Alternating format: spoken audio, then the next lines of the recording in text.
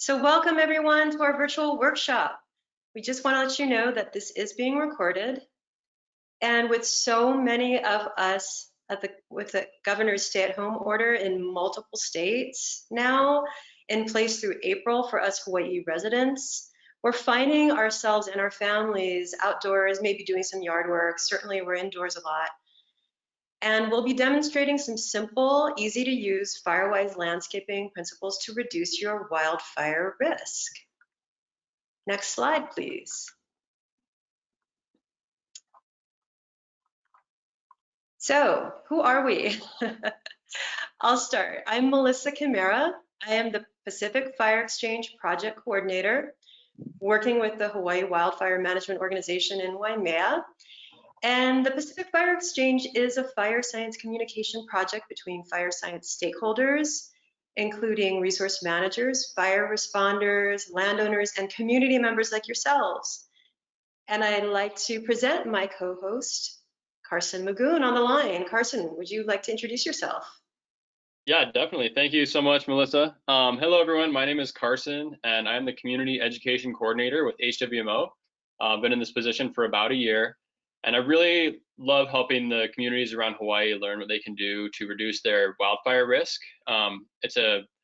It's really an issue that can affect not only communities throughout Hawaii, but the ecosystem from Mauka to Makai all across the state.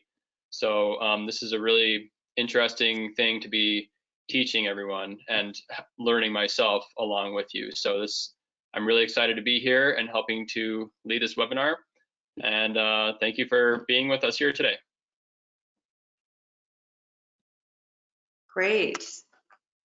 So I just want to acknowledge that we have 69 people registered with us today and many, many interested residents.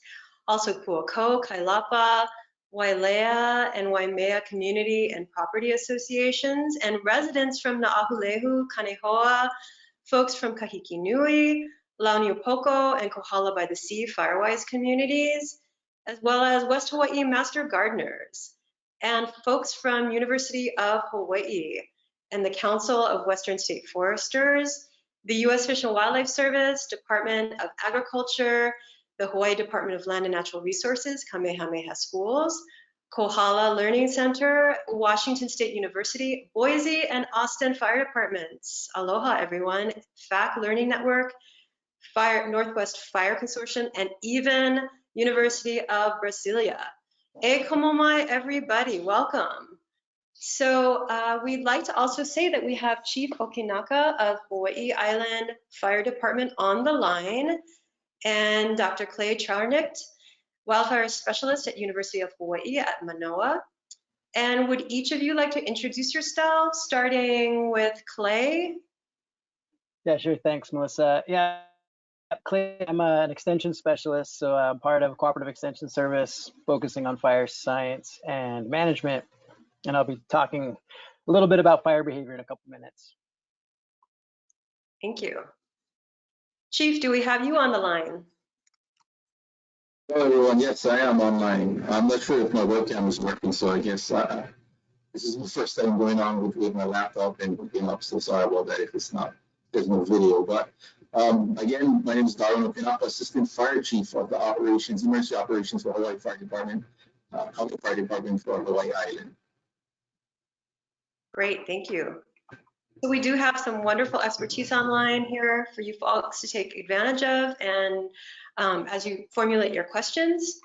And before we get to that, we want to go through our purpose and objectives.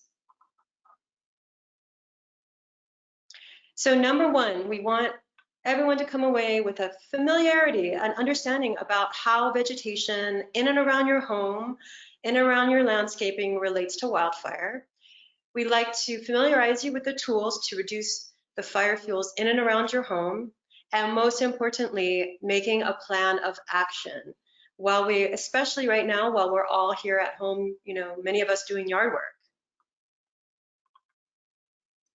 So who are we and who are you? And I just want to acknowledge that normally we would host these events live and in person.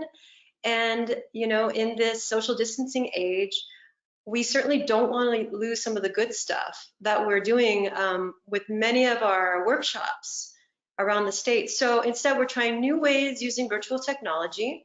So we will do some questions and polling in order to just get a feel for you folks out there. And then we'll launch into fire behavior. How does fire work? Next, we will cover what you can do around your home to reduce your risk of wildfire devastation. And note that throughout the slideshow, we will be going over several tips for you to do around your yard. And as a reminder, you will be muted, so please feel free to use the raise your hand icon on your control panel and type your questions in the chat box on the right and hit the enter button to send. Also, bear with us during the video portions. You might notice some delays, which could be the internet connection either on your end or on ours.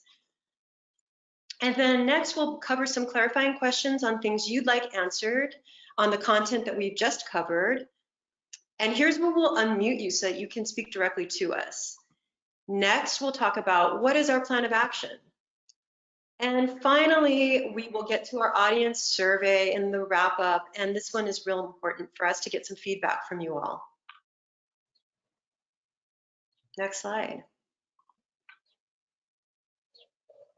Okay, so we would first like to start with a poll on asking you all about yourselves and self-identifying. So let me go ahead and send that out right to you right now. Please select one or more of the following: practitioner, landscaper, firefighter, manager, resident of a Firewise community, resident with a backyard, lifelong learner, so you're just interested in learning more, or other if we haven't covered it here. And please do answer, if you do select other, please type your answer into the chat box just so we can get a better sense of who else we have on the line.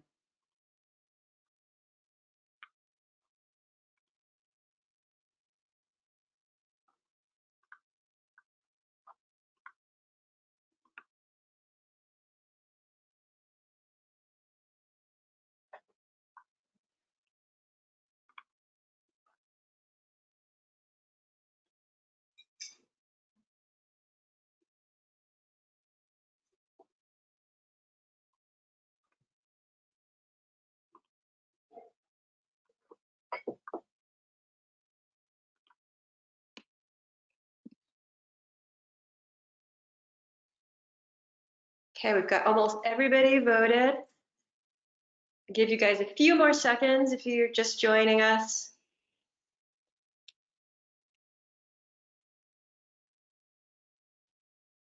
Okay, we'll go ahead and collect your responses and share results.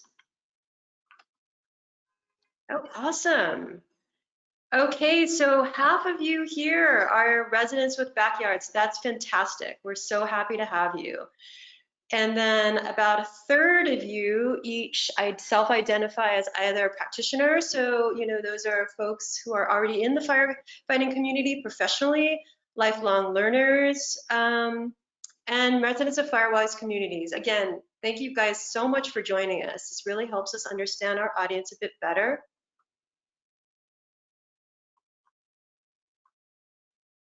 Okay, and our next slide, please. Secondly, we are wondering if you intend to spend at least 1 hour outdoors during the lockdown period. And I'm going to send this poll to you now.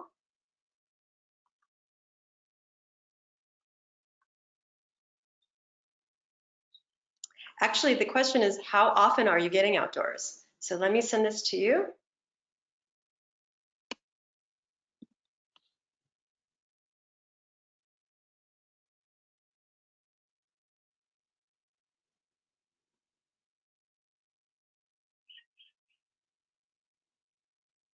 Questions get funnier every time you We try. I know my 9-year-old is, or my 7-year-old's watching all 9 Star Wars movies for sure.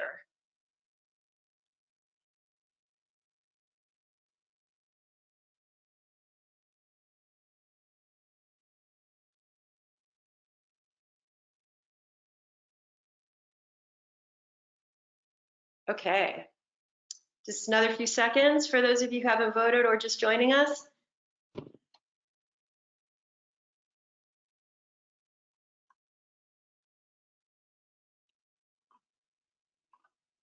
As much as I can. Nice, nice. A little here and there. I would put myself in that category. Very little. Yep, that's definitely my son. So we do appreciate you guys. And it's so fantastic. This 2/3 of you or thereabouts identify with wanting to do some more yard work. And so this definitely is a webinar for you. We're really excited to have you here. So if you find yourselves indoors more than you'd like, then maybe by the end of this, you'll be able to carve out some time to do some of our tips. Okay, let me go to the next slide. So our next question is an open-ended one that we'd like to send you, or rather, we'd like you to spend just a minute or two thinking about. And please please answer as openly and as honestly as you feel comfortable. So, what is one positive thing that is coming from the stay-at-home order? Now, we don't have a poll to send you, so please, again, type your answer in the drop-down chat box to the right and hit the enter button. And I'll go ahead and wait a minute or two, and we'll see what y'all say.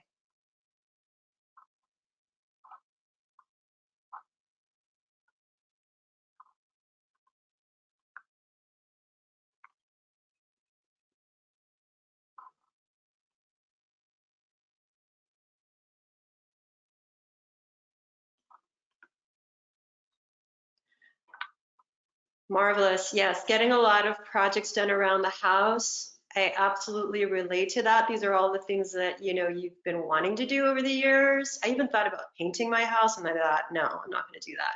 It's too much. So home projects, a lot of you folks identifying home projects, and I like gratitude is another one. Definitely. Totally, totally grateful to be healthy and at home with those I love. How about you, Carson? For me, I'd say that it's been really valuable to kind of focus on these virtual experiences while helping in the field of wildfire mitigation. Sometimes it's challenges like these that can kind of teach you these different routes of communication that might actually break down barriers. You know, maybe there's less of a physical barrier once we start to all become accustomed to, you know, connecting virtually like this. So I think it's a good practice, and it's a good thing to learn how to do better. Yep. And you, Clay, what about you? Oh man, my kids are loving it. I've got a 7-year-old and 4-year-old, so they're just like in heaven with us around all the time. And I'm enjoying it too. So we're just trying to run them into the ground however we can do it, and fit some schoolwork here and there. But yeah, it's been fun on overall. Yeah. Yeah, we've got somebody saying, able to sleep in a bit later than usual, that's for sure. We have someone else saying, slowing down and more gardening, time to accomplish small tasks around the house. And also spending more time in your backyard, rethinking priorities. I love it. These are all things I relate to as well. Okay, next slide. Somebody also said something about reduced pollution worldwide Yep.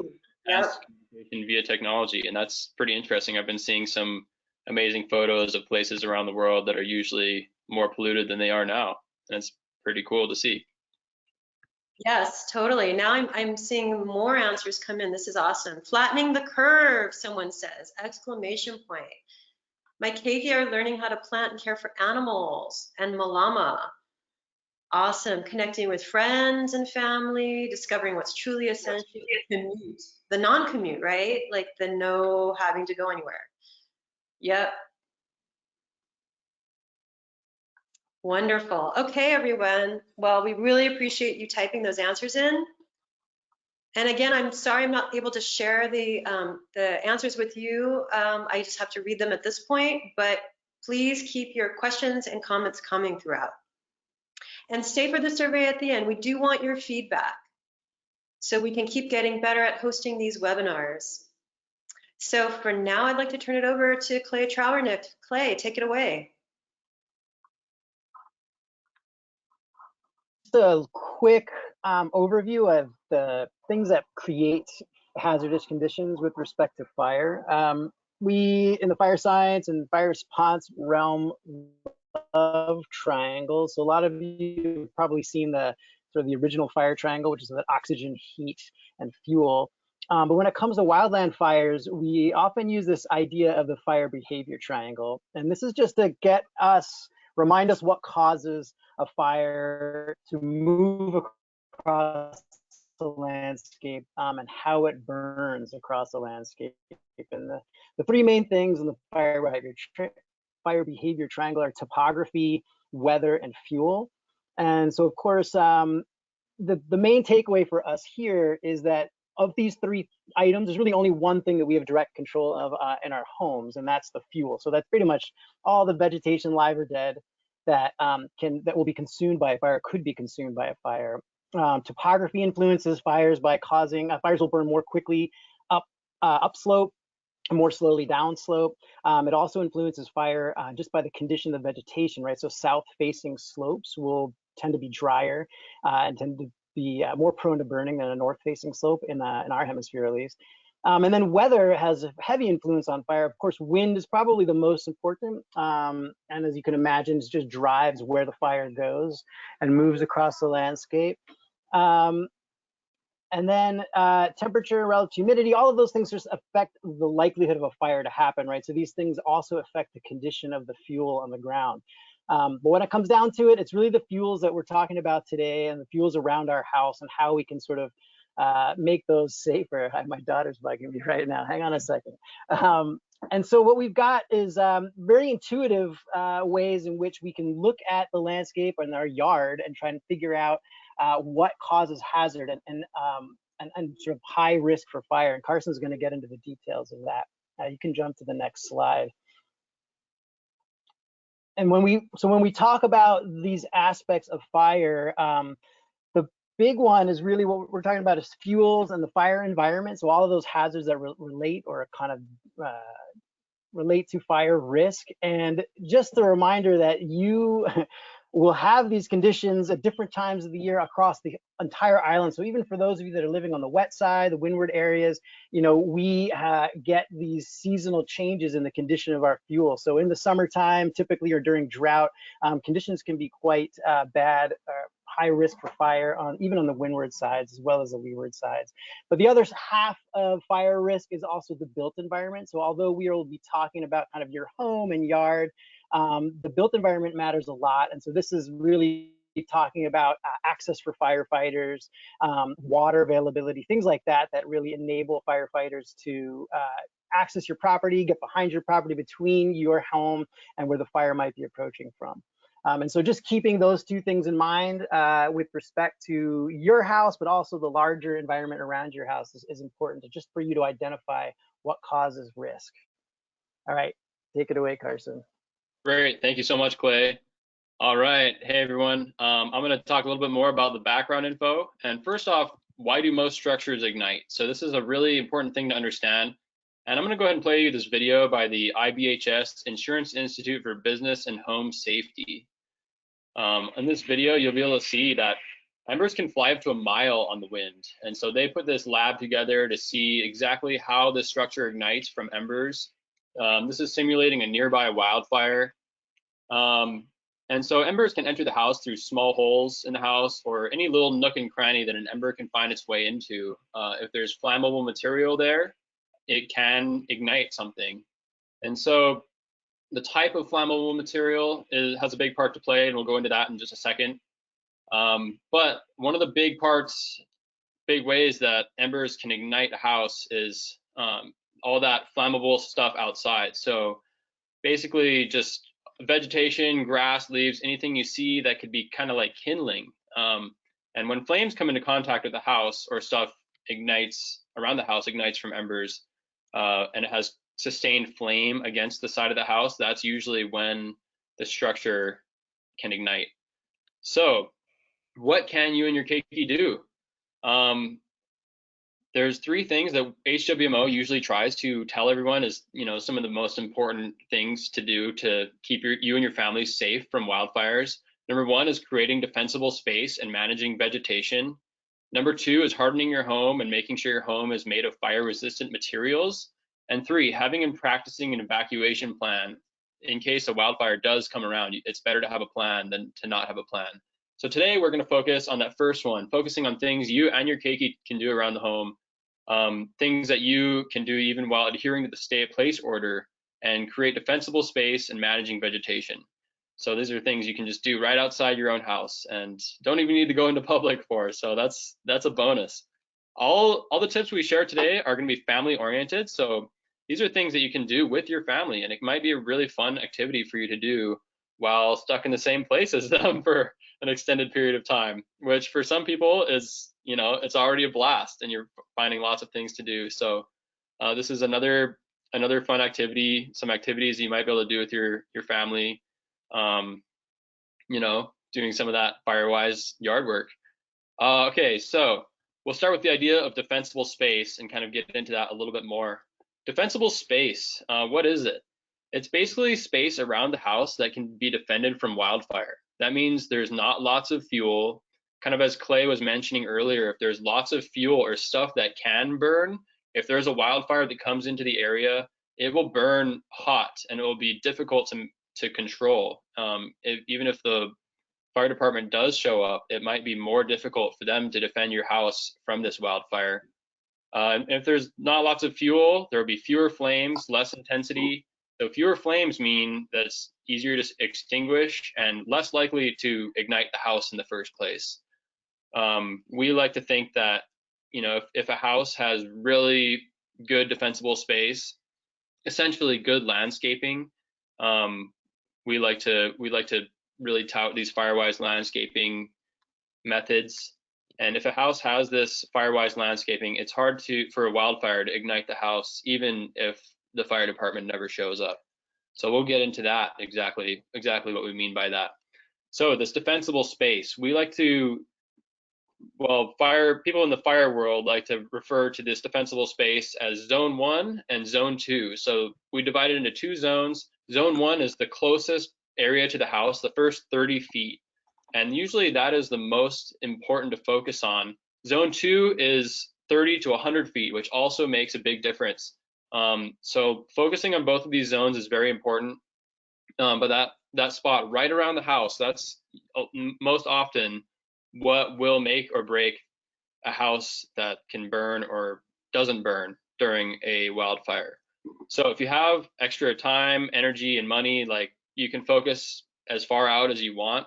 That won't hurt for sure.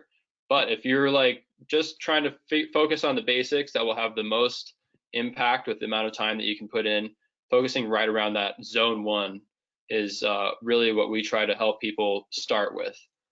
All right, so we're going to go into the practical tips now. And like we said, use these more diligently the closer you get to your structure. Okay, so let's move on to why is defensible space important. This is a really great video, also by the IBHS, and I'll play it for you now. So why is defensible space important? Up to 90% of wildfire ignitions are caused by embers. One side of this house ignited after 10 minutes of ember exposure, while the other side did not. What's the difference? Defensible space and fire-resistant materials. So that's 0 to 5 feet around the perimeter that we try to teach people can be the non-combustible zone. And the most similar thing I relate to home ignitions during wildfires is a campfire. So has anyone here ever made a campfire? I'm sure most of you have. It's a really, I think it's good to know how fire works. And if you've ever made a campfire, you know that you kind of need kindling to light that log on fire, right? You can't really just take a match and light a big log on fire with one match. If you have kindling underneath that log, then there's enough sustained heat to light the big log on fire. So in this case, the house is kind of like that big log where if you have kindling right next to it, and the kindling can light on fire easily just from those little sparks. And once the kindling starts up, those smaller, finer fuels like dead leaves, dead branches, small stuff, that can light on fire. And once it starts to build heat, then it can really light your house really quickly. So even the tiniest kindling can ignite from an ember. So sweeping and raking is a great place to start. So this defensible space, your immediate 5-foot fire-free zone. I kind of mentioned it in that last video, but this is where you should pay the most attention. That first 5 feet around your home should be non-combustible. If embers hit your wall, they'll land on the ground, right? And so whatever they land on, if it can ignite from an ember, that's what you need to pay attention to. A lot of people love to use cinder or gravel as a non-combustible surface material, and I think that's a great option. Well, we'll go into that, some other practical tips on how to use gravel, but essentially that first 5 feet around your house, it's a perfect location to use gravel to make it a non-combustible zone. Having some green and hydrated plants is okay, but only hydrated plants, right? Not on green plants, not dry stuff. Like, don't make it look like my first garden when I was 8 years old. Yeah, when I really was just experimenting growing corn next to my parents' house and whatnot. I realize now, oh man, that was a big fire risk. Maybe I should have moved it a little bit further away from the house. So, just if you're gonna have plants there, try to make sure that they won't be able to ignite if there is a wildfire. So, one more thing is also remember many of the Hawaii homes are on stilts. There might be things that fly underneath the house or hang out right underneath your basement, underneath your stilted area that can light on fire. So that can be leaves or wood, dry, flammable material. So it's really important to remember to clean that stuff out from underneath your house. And if you want to try to stop embers from going in the first place and make it a little bit safer, you can cover it with 1/8 inch or smaller wire metal screening.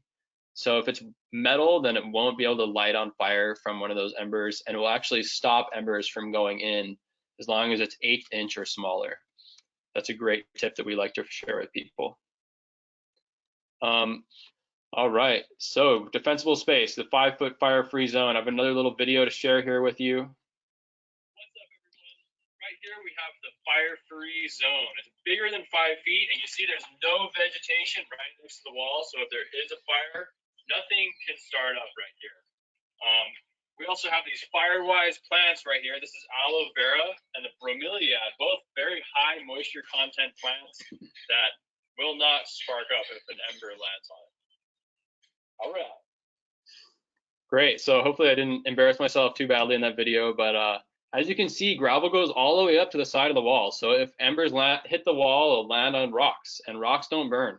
We love rocks here at HWMO. That's they're a really great landscaping tool that don't ignite. So we definitely try to share how important rocks can be. And even small bits of kindling count. So if you see little leaves or whatever the wind blows next to your house, that can count as kindling. And I even noticed in this video, some of these bromeliad plants, the leaves are kind of dead. So, I didn't really realize that before I posted this video up here. But, as soon as I get back to my apartment, I'm gonna go and pluck those dead leaves out of that bromeliad. All right. So now the practical tips. Here's this little buddy trying to get practical. These are the things that we're going to ask you, or just let you know that it's really easy to do around your house, things that can really reduce your wildfire risk. And also just remember, if you have any questions, please go ahead and type them in the chat box. We're going to be answering questions towards the end, and so we'll get to those. And I just noticed that some people might not be able to see the video screens that easily, so I'm sorry if anyone's missed those. We'll definitely be recording this whole thing and posting it online if you are interested in seeing those. All right, first practical tip, clean those gutters. Dry leaves and gutters can be very flammable. Firebrands or embers can land and ignite the leaves inside those gutters, which will then ignite your structure. And just remember that if wind takes leaves or dead plant material there, it will also take embers there. And so wherever the wind goes and takes leaves, the embers will also end up there if there's a nearby wildfire. So keep that in mind and try to focus on where wind might accumulate those leaves. Alrighty, and the home perimeter, making a rock garden, rock pathway, or stepping stones. I kind of mentioned it earlier, like we love rocks at HWMO, maybe a little bit too much sometimes. So if you've ever heard of xeriscaping, it can be a really useful tool with mitigating your wildfire risk. And that's essentially converting spaces with vegetation into places that don't require as much water or maintenance to keep up, kind of like mimicking the natural landscape. So converting these spaces with vegetation into places with rocks, such as rock gardens, rock pathways, rock stepping stones, that can be a really great way to make that 5-foot non-combustible zone around your house, and also even separate those fuel sources. So if you have like fuel over here and fuel over there, you don't want them to be contiguous. And we'll go into those contiguous fuels very shortly. So making rock gardens, pathways, and stepping stones. All right, that 5-foot fire-free zone. This is a great practical tip that you can focus on, and little by little, this is a really important thing to focus on. So if you're not able to do it all in one day, like that's fine, but definitely it's good to assess it and understand what it might take to make that 5-foot fire-free zone.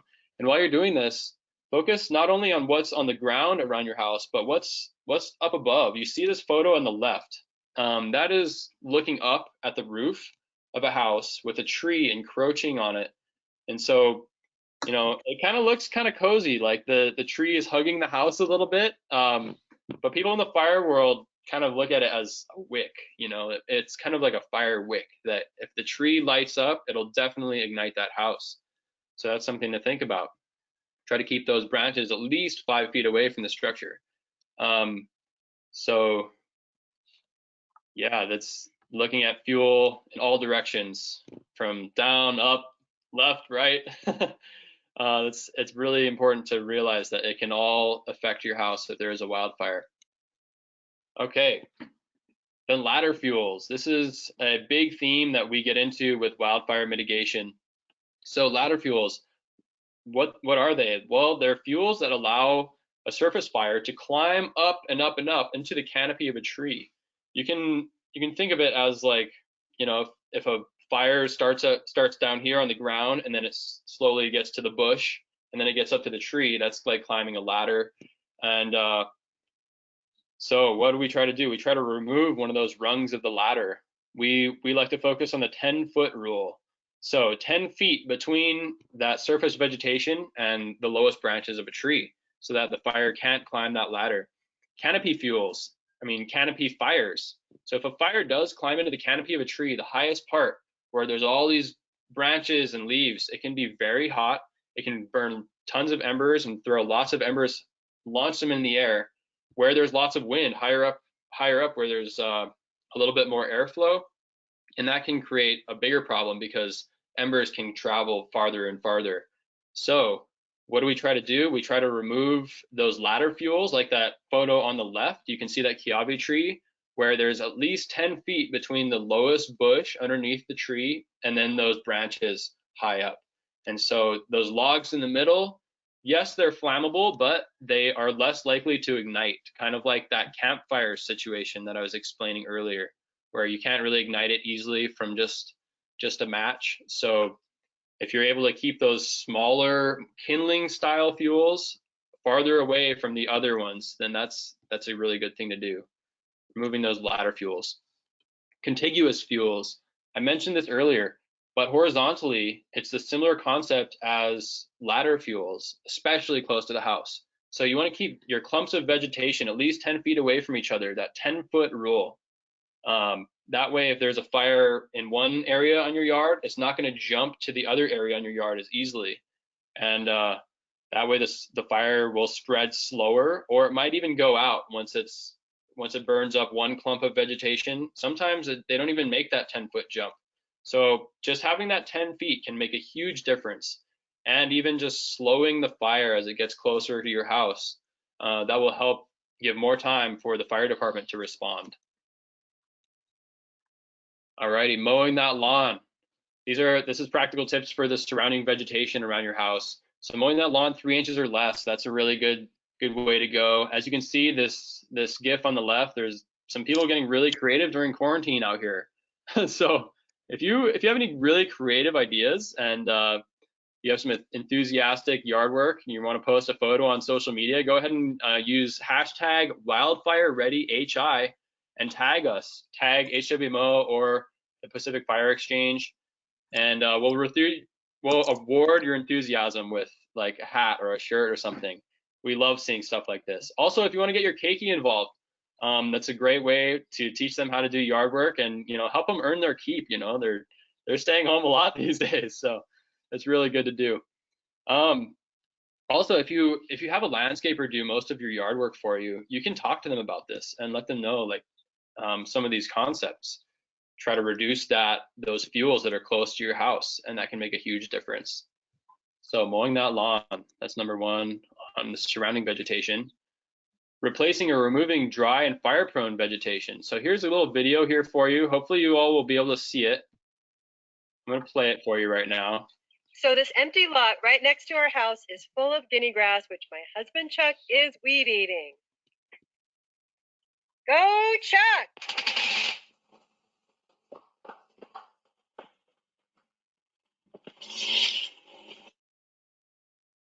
All right.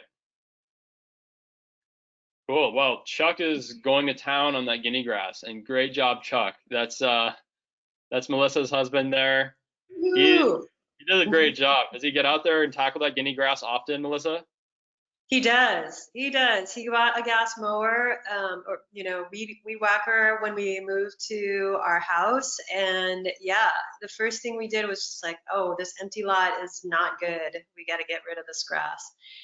Yeah, great. Wow, it looks very flammable. If you look at it right now, it looks like the kind of thing I would want to put in my campfire, because it looks very ignitable. So consider replacing, like cutting that down and even replacing it with Firewise plants or plants that might use less water to stay green. The plants that don't dry out as easily and they stay green even through those drought periods. And we're going to get into Firewise plants just in a moment here. But also, you see he's using his personal protective equipment. We call it PPE. But keep in mind that if you're using gas-powered yard tools, that they should have working spark arresters. Try to make sure that all your equipment is well maintained. And if they're launching sparks out into that dry grass, it could start a fire. And that we don't want to be counterproductive like that. So try to make sure that your equipment is well maintained, but go and tackle that really flammable stuff next to your house. All right, here we go, Clay. All right, so yeah, we get lots of questions about Firewise and fire-prone plants. The sort of dissatisfying answer is that we haven't done a lot of work locally on which plants are sort of fireproof or less likely to burn, but a lot of it just comes to, again, common sense and intuition. And the most important aspects of the plants that you use around your house really comes down to just, do they retain water? So these thicker, succulent leaves is really kind of a key indicator, a key trait to sort of cluing you into whether or not that fires or the plants more or less likely to burn. But you can also look at the architecture of it. So does it like make not lots of little spine branching patterns? That might be more likely to ignite, as well as how much litter it produces. So a lot of this kind of goes into some of the thoughts you might have relative to maintenance as well. And I think sort of the short story is fitting the plants that you select into this design element that Carson's been talking about. So which of these plants kind of might help you lower the maintenance, reduce the amount of maintenance you have to do. So a lot of times when we talk about this sort of Firewise vegetation and Firewise planting. In my line of work, we're doing it like thinking about it on landscape scale. So you can use trees, for example, to shade out guinea grass as an approach. But anything you can do to sort of replace those really problematic fuels, which typically are grasses. And so those are the things that are all this fine vegetation. They respond very quickly to dry weather conditions and really will increase your fire risk around the home. I am noticing a comment here of Carolyn Stewart about the waste transfer station issues. And so this is something to take into an account as well. Your ability to remove and do this kind of work and actually get rid of it. If you're unable to access a waste transfer station, just make sure if you're doing brush piles and things like that, just to keep them again away from your home and maintain that spacing. Another question we've gotten in the context of this is like about fruit trees and things like that. You really have to clear the branches up 10 feet. And I think, you know, the best answer to that, as long as you don't have those ladder fuels filling in underneath those trees, there's flexibility there. You don't have to trim everything up 10 feet, but especially if you're going to limit the production of your fruit trees. But again, a lot of these things that we're recommending are actually best practices to just maintain healthy trees on your landscape as well. So again, that's spacing so they're not overcrowding each other, keeping the understory beneath them a bit more clean and cleared out. So a lot of it, again, it comes back to common sense. And there's a bunch of native plants that Hawaii Wildfire Management Organization has been promoting that sort of work as Firewise plants as well. Most of these are going to be much less fire prone than, for example, Melissa's yard full of guinea grass. As the neighbor's yard, by the way. Oh, We do sorry, have a the neighbors. question, Clay and Carson, about any resources or lists that you can share with our audience that would have the right plants to plant and where. Yeah, HWMO has a list of native Firewise plants, but keep in mind it all varies based on the landscape that you live in and the climate that you live in. So it's not going to be a one size fits all kind of thing. But generally, if you live in a drier climate, having those trees that maybe have been there for a long time and they're adapted to that ecosystem, I think that is the most Firewise choice. Clay, do you have anything to add to that? Yeah, sure. One of the big recommendations that's kind of coming out of places like Southern California and Australia are the use of succulents. And they do make great xeriscape plants and options, and they are definitely less prone to burning because they retain all the moisture in their leaves. But I'd also just like to remind folks that some succulent species, especially like night blooming cereus and a lot of the yuccas that are out there, can be very weedy, very invasive, and kind of take over your yard as well as the surrounding areas. So sticking with things like aloe are a little bit safer. There's a couple species that are less weedy. And there is a tool out there, which Melissa's husband actually is in charge of, called the Hawaii Weed Risk Assessment. And so if you are coming across some plants and you're kind of curious about how weedy they might get, the Hawaii Weed Risk Assessment, you can search that online and find it pretty easily to look up some of these plants. Awesome, thank you very much. And if anyone has any questions about vegetation types, feel free to add them into the chat box, and we'll be going over questions just at the end of these tips that we're giving you right now. We're gonna move on, and just another practical tip about that surrounding vegetation. So reducing that dead vegetation, reducing the dead branches, twigs, and leaves around your house, that can have a huge part to play. So if you have anything dead that looks flammable, it's probably flammable. So this includes dead branches that are still attached to the trees, and especially within that 30 feet, is zone 1. You try to focus on those first. And sometimes, like Clay said, pruning those trees and removing the excess branches is good. It's not only good Firewise, but it's good for your trees. So pruning those is good practice all around. Reducing that dead vegetation. All right, and Okay, here's my son Theo, everyone.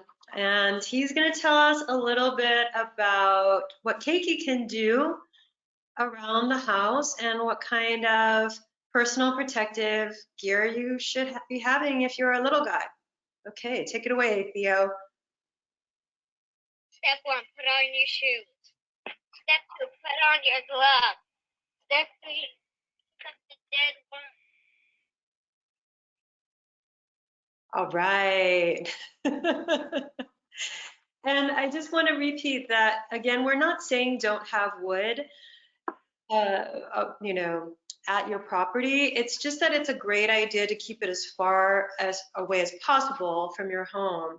And so while it might seem like a good idea to stash your wood under the house, and we could certainly do that, our house is raised up, keep in mind that campfire analogy that Carson, you know, alluded to earlier, whereby you put your kindling underneath the big logs. And in this case, that would of course be your home. It would be the perfect setup for something to ignite if there were embers that were gonna, you know, that we're approaching. So again, keep it away. You can even install an 1/8 of an inch or smaller wire mesh to help keep out embers if you're really concerned and really want to fireproof your home. Next slide. All right. So flammable materials near your home or on your deck, you gotta think about those things too. So let's see what this video has to say. It looks like Melissa is on it. What, you mean you're telling me I need to move my rattan furniture off my lanai? Oh man, well, hey Melissa, I'm not trying to be the bad guy here, but you know, you gotta think about how flammable that rattan furniture might possibly be if there's a nearby wildfire. You can imagine, like, if there's a spark shower on that thing, it might be the first thing to go up in flames. And so if you happen to be shopping for any patio furniture in the near future, just keep that in mind. You know, keep that as one of the things that you can be judging your new furniture on when you're shopping around. But if a wildfire does come by, just remember you might be throwing that chair off the balcony as far from your house as you possibly can, because that's some of the kindling stuff that, you know, if this chair is kindling and if it goes up in flames, that could be the thing that starts your house on fire. And you know, there's this one story about a Firewise house in Colorado that they've done everything right, and they've practiced their home hardening, they've had their Firewise landscaping, it's all ready to go. But there was a wildfire that came around. There's plenty of wildfires in Colorado. So this one wildfire came up and they left a dog bed sitting on their porch, their wooden porch. And there's the one thing, the embers landed on that thing, started up in flames, and that is what ended up burning their house to the ground. So just keep in mind all these extra little things about, you know, how risky is it to have maybe a dog bed or like a shag rug on your deck also. But the deck itself usually is not that ignitable with just the sparks landing on the wood. I mean, if there's dry leaves, dead leaves in the cracks, those might be able to light up like little kindling bits, and that can start the larger log on fire. But as we discussed before, it's hard for a spark to ignite that log or the 2x6 that makes up your deck. So it's good to think about. Alrighty, and green waste. I noticed we did have a question about green waste just recently that, you know, due to COVID-19 stay-at-home order, a lot of the availability has been changed for green waste options, and there still are a few that are open throughout the islands. We're not entirely sure which ones are open and which ones aren't, but I know that in Hawaii Island there's still a couple that are open. So if you're able to look up ahead of time or call ahead, that's a great way to do it. But we also realize that sometimes you might not be able to dispose of all the green waste immediately. So one thing that we like to mention, if you are going to keep that green waste on your property, try to keep it as far away from your house and anyone else's house as you possibly can, and make smaller piles of it. So if there's a big pile of green waste that dries out, it's a huge pile of firewood or kindling that can go up and ignite. But if you separate those into smaller piles and chunks around your yard, then even if one burns up, maybe the other one won't burn up and it won't be as intense. One thing that a lot of Firewise communities around Hawaii like to do are pool their money. HOAs also like to pool their money for a green waste dumpster. And sometimes communities can do this. They pool their money for this dumpster that sits there for a month. Everyone fills it up with their green waste, reduces this fire risk for the whole community, and then it gets taken off to the green waste dumping facility by somebody else. So sometimes it's a great way to go also.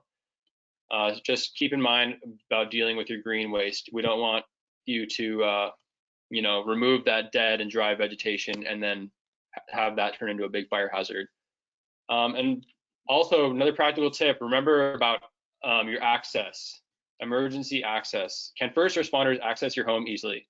And while we have Chief Okinaka on the line, I was wondering if you might be able to touch on this, Chief. Are there specific things that you look for when accessing somebody's home, or any specific tips you might be able to give them? Yeah, the numbers you have here is good. You know, the height is important. The width is probably more important, mainly because of the turning radius, and our vehicles are long.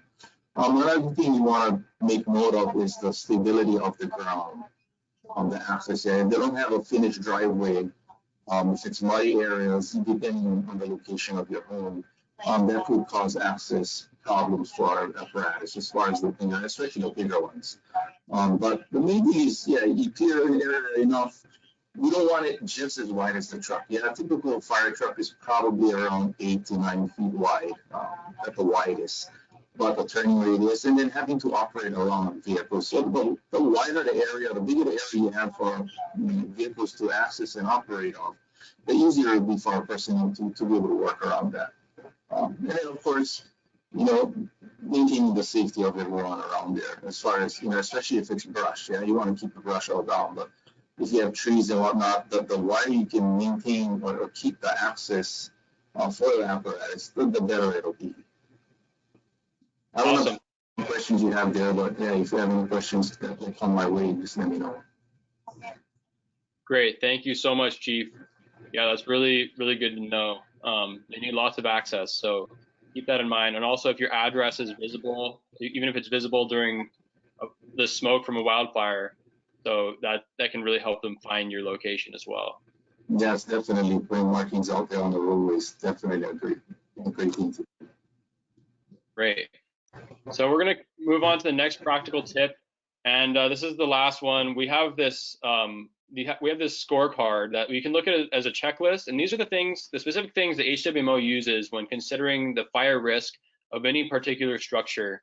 It goes into things like access, the surrounding tree types, density, ladder fuel, connectivity, all those sorts of things. But it's a great resource. If you would like to go on our website, hwmo.org, and print it out, we definitely recommend walking around your perimeter with this tool and sort of just taking note of all those things that we might look for that could be the high fire danger.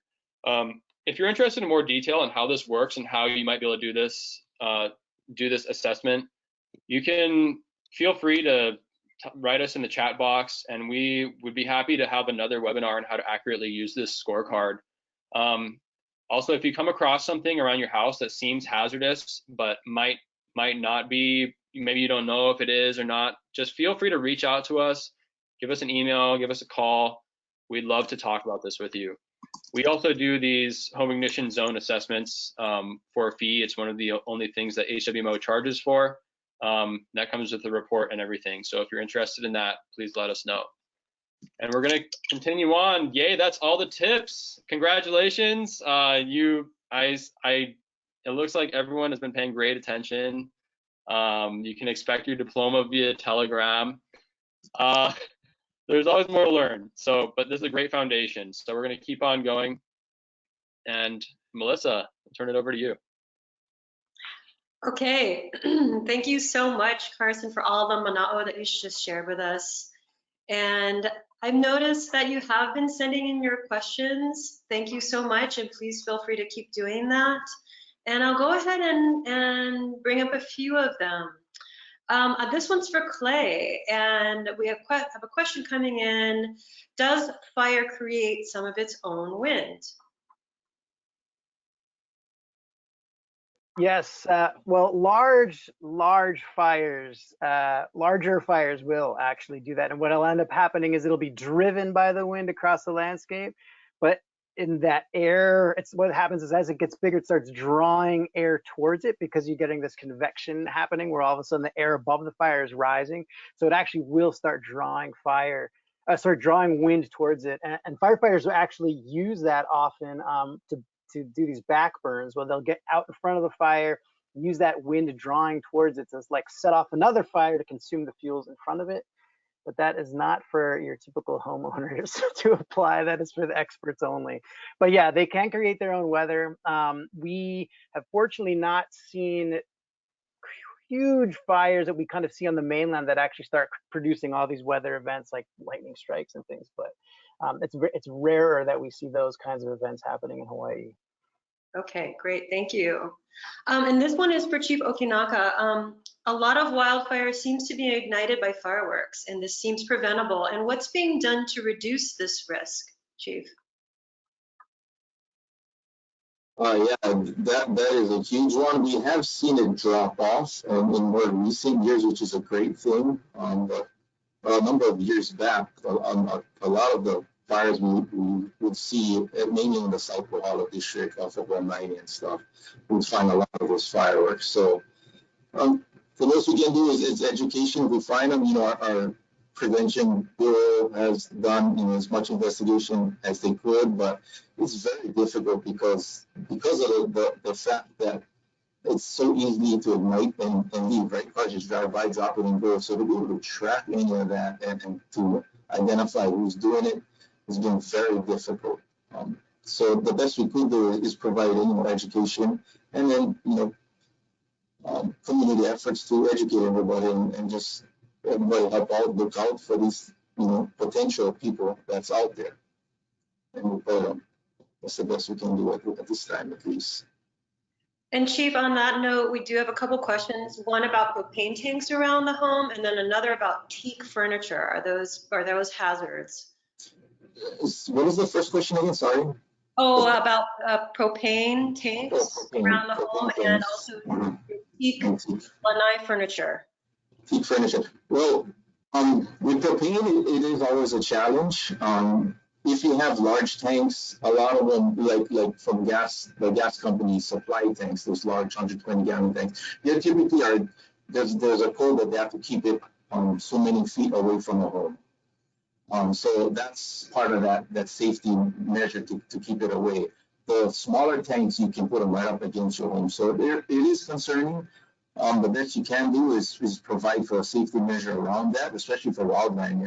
The more you can protect your area and keep any brush or dry stuff, your defensible space away from those areas, the best you can do for that.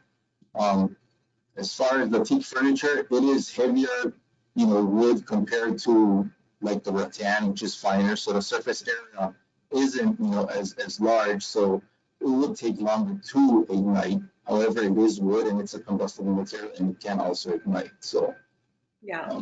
As far as where can you put it, and if it's there, just be aware of that it is an ignitable product. The cushions on it, if there is any cushions, will probably ignite faster than the teak wood itself. But if it's just the wood furniture, it will take a little bit longer to ignite versus something with a lot more surface area, which would mean like how the teak, well, not the teak, but sorry, the rattan. If everybody can remember the image where it was on a piece of furniture out there, how much finer the product was. Yeah, a lot smaller branches or interwoven versus just some solid piece of wood, furniture. So I would say teak or the hardwood furniture is safer material to have out there versus something like a rattan furniture. Mm-hmm, mm-hmm. And do you have a recommendation? This can be really, I guess, maybe to you, Chief, or Carson, about the ideal roofing materials for homes? I mean, well, for me, we typically hear a lot of iron roof, which is good. Yeah, wood sheet shingles is probably the worst because it's wood, so it can burn a lot faster. So. And I just want to I just want to jump in. Oh, sorry, Chief. No, definitely. Go ahead. No, I just actually wanted to say for anyone who has to leave at 11 o'clock, because it's that time right now, we'll stay on and continue. But if folks need to leave, we'll be posting this online at hawaiiwildfire.org so people can find it and reference back or share it if you want. So just a reminder for folks. I have to get off right now. You guys have some amazing questions. Thank you all so much for typing those in. And rest assured that we will get back to you with answers on email for those of you that we didn't address. We do need to move on, and we do want to have our last audience poll. And because we've covered quite a bit of information here, and I'm going to send that out to you right now. You have 1 hour to do one action. Which one would it be? And you'll get to choose right now.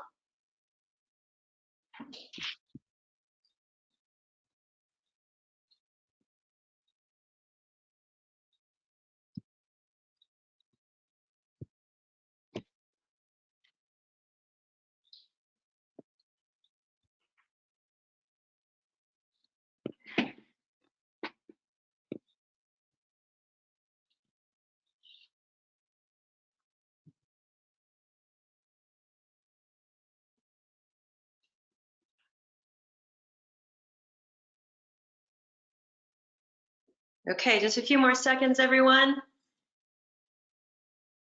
All right, I'll share those responses with you. Ooh, sweep the dead leaves and prune the plants next to the house. Good choice. 46% of you, 23% gutters,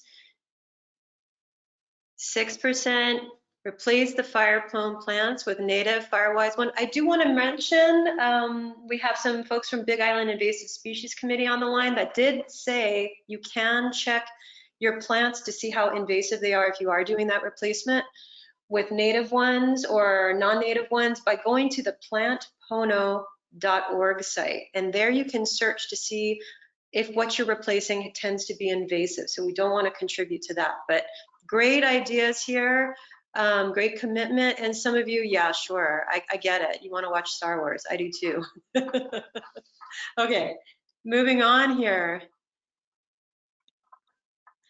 We have one last activity for you, and that's a share-out activity. We want to just pause for just a few minutes here because we've got a lot of great ideas that everyone has shared. Carson, Clay, Chief Okinaka, think about what you would like to do in your yard, around your house, to reduce your wildfire risk in the near future.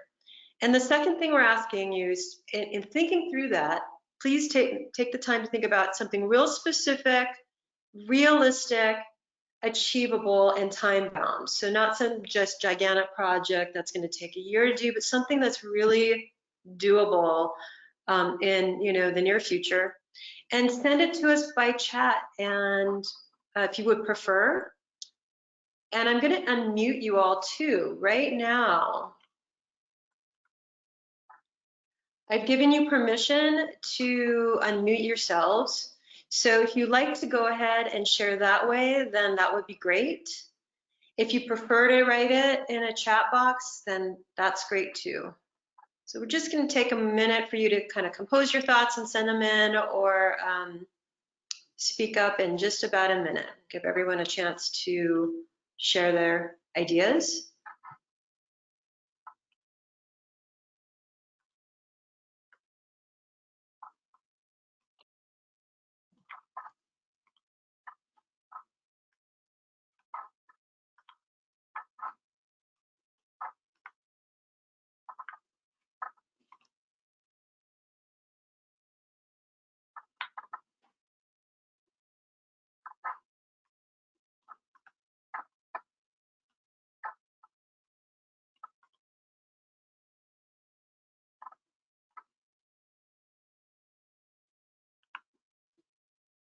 All right, we have someone writing in saying the assessment checklist, Carson, that you covered is a great idea. I believe that's what they're referring to.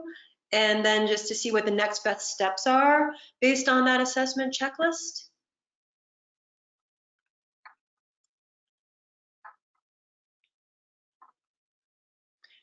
Okay, we've got another audience member saying clear the flammable clutter close to the house. Not just vegetation, but household items too. That's a great one. It's really terrific. Anyone want to share? Please feel free to jump on and just speak directly to us. We'd love to hear from you if you like. I would just like to add to that last comment, one of the concerns, and I'm sure this is on Big Island as well, but especially with Honolulu County firefighters, is the issues with rubbish in the yard. And it makes it quite more dangerous for them to come in and put fires out, not only because there's just more debris causing hazards, but also some of that plastic stuff, for example, can actually be pretty toxic when it burns. So that's a really good point to make, is cleaning up the sort of the rubbish as well as the vegetation. Yeah, on that note, we've got someone else mentioning that, you know, their husband just won't stop planting bushes and banana trees so close to the house. So maybe their goal might be to get a verbal commitment about not doing this moving forward. And maybe he'll actually remove the ones that are already there. You know, we would love that, right? I think if as long as you're cleaning up the, you know, the dead leaves and stuff around, bananas are great. Bananas are really, really thick and succulent leaves, and they, shade things out. So I wouldn't be so worried about the bananas. Yeah, we have somebody else saying they're going to trim their dead banana leaves and woody debris around the coconut tree trunks. Great idea. Awesome. Okay. We got someone else saying cutting back the dead branches hanging around the yard, and definitely clean the front and back porch. Yeah, for sure. And questions come in about where can we get native plants to replace flammable plants? Can anyone speak to this? Depends on the island you're on. You know, we've got Huiku here on Oahu. I'm not sure about the nurseries on Big Island and some of the other islands, but just call your local nurseries, and a lot of them these days do carry native plants. But as long as you're voicing, especially if they hear from customers that they're interested in that, we'll kind of push them to carry more. Wonderful. And Yeah, if I can just add to that, Melissa, I believe our local forestry office, they have both okay. nursery, and they're closed now because of the COVID situation. But if I'm not mistaken, they have and they sell out of their nursery also. I think specifically native plants, if not others. So that's another one here locally on the Big Island at least. Yeah.